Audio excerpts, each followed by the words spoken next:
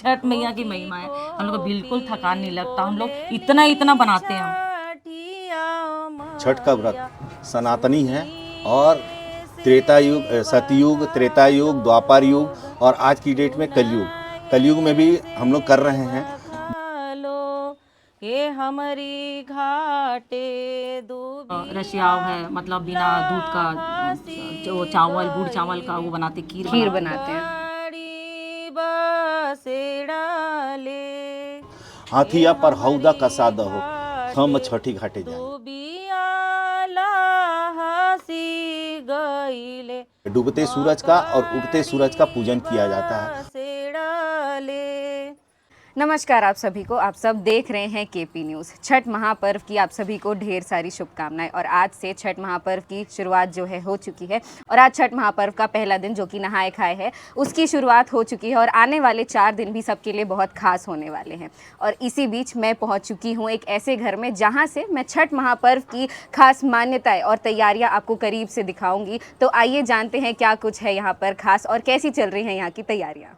Aunty, आज छठ की जो है शुरुआत हो चुकी है और आज पहला दिन था जिसको नहाए खाए बोलते हैं। और आखिर क्यों मनाया जाता है छठ को? इस नहाए खाए की क्या मान्यता रहती है? ये हम लोग का बिहारियों का सबसे बड़ा महापर्व है। इसमें मन तन सब शुद्ध करके ये उपास रहना पड़ता है, एकदम निर्जला, है ना। तो आज जो लौकी भात जो शाम को खाते हैं ना, हम हाइड्रेट रहते हैं, इसलिए हम लौकी चावल ही खाते हैं। और क्या क्या होता है नहाए खाए में? मतलब आज से जैसे चीज़ों की शुरुआत होगी और आगे क्या क्या होने वाला है? आगे क्या है, दूसरे दिन है खरना है। तो सुबह से निर्जला उपास रहते हैं हम, बिना पानी का। और शाम को हम रशियाव है, मतलब बिना दूध का जो चावल गुड़ चावल का वो बनाते, खीर बनाते हैं, रोटी बनाते हैं और वो हम भोग लगाते हैं, है ना। छठी मैया का भोग लगाते हैं, उसके बाद हम धारण करते हैं। तो कल ही से आपका उपास चालू हो जाएगा? शाम से कल 36 घंटा उपास रहना पड़ता है। कल शाम को जब आप खरना का प्रसाद खाएंगी उसके बाद आपका छठ पर्व का उपास चालू हो जाएगा। इस बीच किस चीज़ का सबसे ज़्यादा ध्यान रखना पड़ता है आंटी की कुछ भूल चूक ना हो जाए? सबसे ज़्यादा ध्यान रखना पड़ता है सफाई का। ये मेन चीज़ है हम लोग का। और इतना ध्यान देना पड़ता है सभी, कोई गलती ना हो। अगर कोई गलती हो जाता है तो बाद में पता चल ही जाता है। इसलिए एकदम डर से हम लोग पूजा पाठ का तैयारी करते हैं और एकदम शुद्ध से हर चीज़ का ध्यान रखना पड़ता है। कोई बच्चा कोई जूठा ना करे, है ना। बच्चे लोगों को प्रसाद से दूर रखते हैं, इसलिए बहुत मतलब ध्यान देना पड़ता है। और ये हम लोग का ना बहुत बड़ा त्यौहार है। हमको इतना अच्छा लगता है ना छठ पूजा कि हमको बहुत मज़ा आता है उपास रहने में, ठेकुआ बनाने में। मतलब उपास का मतलब पता ही नहीं चलता हमको कैसे 36 घंटा बीत जाता है। इतनी बड़ी बड़ी टोकनी में ठेकुआ बनता है, इतना सब सामान बनता है, थकान नहीं होती? नहीं होती। छठ मैया की महिमा है। 36 घंटे उपास रखने के बाद थकान नहीं होती? बिल्कुल नहीं होती। हम लोग का छठ मैया की महिमा है। हम लोग को बिल्कुल थकान नहीं लगता। हम लोग इतना इतना बनाते हैं, इतना हम ठेकुआ बनाते हैं। और ये बच्चे लोगों के लिए बहुत ज़्यादा खास करके मनाया जाता है, महत्वपूर्ण रहता है जी। आंटी, पहला दिन नहाए खाए, दूसरा दिन खरना, ये तो हो गया। ज़रा मुझे तीसरे और चौथे दिन की खासियत और मान्यता भी बता दीजिए। तीसरे दिन तालाब जाते हैं, वहाँ डूबते सूरज को अर्घ देते हैं। अर्घ दे के वहाँ पूजा करते हैं। पूजा करके घर आते हैं तो कोसी भरते हैं। मन्नत रहता है, जिसका मन्नत रहता है तो भी भरते हैं, जिसका मन्नत नहीं रहता है वो ऐसे ही उपास रह सकते हैं, निर्जला उपास रहते हैं। और कोसी वही मन्नत रहता है तो वही कोसी भरते हैं, पूजा पाठ करते हैं। और फिर उसके दूसरे दिन सुबह उसे अर्घ देते हैं। चौथे दिन सवेरे उगते सूरज को अर्घ देते हैं। अच्छा, फिर उसके बाद छठ पर्व की समाप्ति हो जाती है। आंटी, आखिरी सवाल मेरा ये रहेगा आपसे, जैसे कि आपने बताया कि घाट में जाके पूजा करते हैं, लेकिन कई लोग ऐसे भी होते हैं जिनके घर से घाट तालाब ये सब चीज़ें बहुत दूर होती है, तो वो लोग कैसे फिर अपनी पूजा को पूरी करें? कर सकते हैं। कैसे? जो नहीं जा सकते वो घर में कर सकते हैं। घर में पोखरा बनाते हैं, पोखरा बना के तालाब जैसे छोटा सा पोखरा बना के वहाँ पूजा कर सकते हैं, अर्घ दे सकते हैं। तो उसकी भी उतनी ही मान्यता उतने ही मान्यता रहता है। जो नहीं जा सकता वो भी तो तब कर रहा है ना, वो भी तो निर्जला उपास है, वो भी तो वैसे ही उतना मेहनत कर रहा है। सिर्फ तालाब ही नहीं जा सकते ना, लेकिन उतना तो घर में कर सकते हैं। उतना गड्ढा खोन के उतना पानी भर के अंदर मतलब वो अर्घ दे सकते हैं। संध्या अर्घ, उषा अर्घ, सब चीज़ कर सकते हैं। दादा, छठ महापर्व जो होता है वो बिहारियों के लिए एक सबसे बड़ा त्यौहार होता है। आखिर इसकी शुरुआत कहाँ से हुई? इसकी शुरुआत त्रेता युग से शुरू हुआ है, द्वापर में भी हुआ और उसके बाद आज की डेट में कलयुग में भी चल रहा है।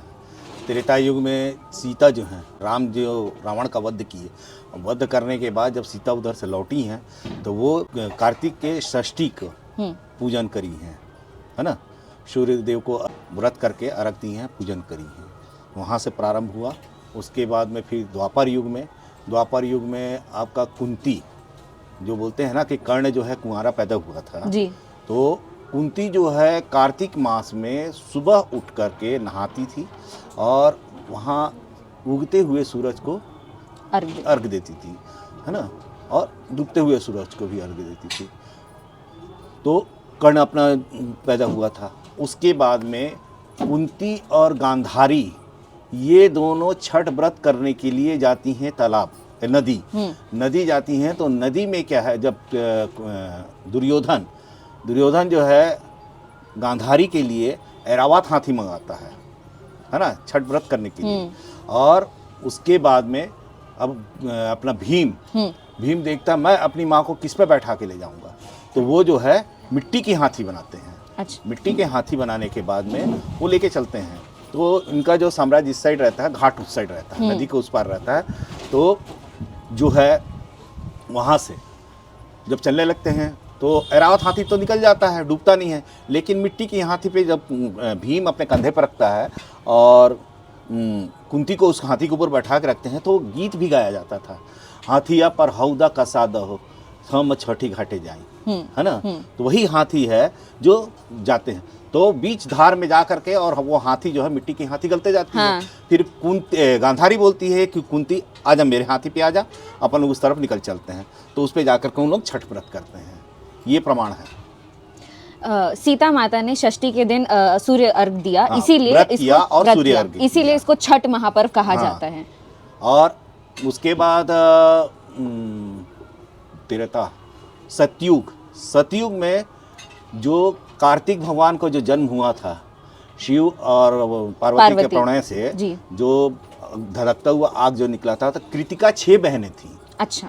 वो 6 बहनों ने अपने नहा रही थीं और ये धधकता हुआ जा रहा था, तो 6 बहन अपने अपने आंचल में ऐसे रोक ली, तो 6 भाग हो गए उसके।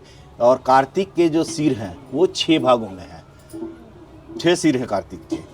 तो वही कार्तिक के जो कृतिका 6 बहनें जो कार्तिक को अपने आंचल में रोकी थी, वही छठ परमेश्वरी हैं। अच्छा। मेन जो है छठ परमेश्वरी वही है। और वहां से ये पूजन शुरू हुआ था।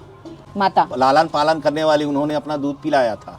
अच्छा, कार्तिकेय भगवान की माता हैं क्योंकि उसको ले करके गर्भ धारण करी थी। गर्भ धारण करने के बाद सहन फिर वो बाहर कर दी थी। वो अपना उसमें शिव महापुराण में मिलता है अपने को प्रमाण, जी जी, है ना।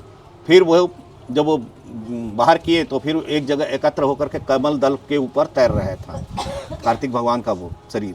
फिर उसको जो है फिर कार्तिक भगवान का जन्म हुआ। ये जो है छठ का व्रत सनातनी है और त्रेता युग, सतयुग, त्रेता युग, द्वापर युग और आज की डेट में कलयुग में भी हम लोग कर रहे हैं। वो सनातनी हमारा ये छठ व्रत है, तो आज का नहीं है। लोग बाग कई जगह हैं जो जानते नहीं हैं, वो हंसते हैं, इसका मजाक उड़ाते हैं, लेकिन नहीं, ये साक्षात पर्व है जो डूबते सूरज का और उगते सूरज का पूजन किया जाता है। और उसमें जो छठ माता जो कृतिका 6 बहनें थी, उनका पूजन किया जाता है। ये जो पर्व जो है, जब हम सतयुग, त्रेता, द्वापर और कलयुग में भी करते जा रहे हैं, उसके बाद में आगे भविष्य में यह पर्व चलता जाएगा। पहले हम बिहार में मनाया करते थे, आज की डेट में आज पूरे वर्ल्ड में इस त्यौहार को मनाया जा रहा है। अमेरिका, कनाडा, सिंगापुर, जितने वर्ल्ड हैं वहाँ पे इस त्यौहार को मनाया जा रहा है। आज की डेट में ये छठ का त्यौहार महापर्व हो चुका है। जय छठी मैया।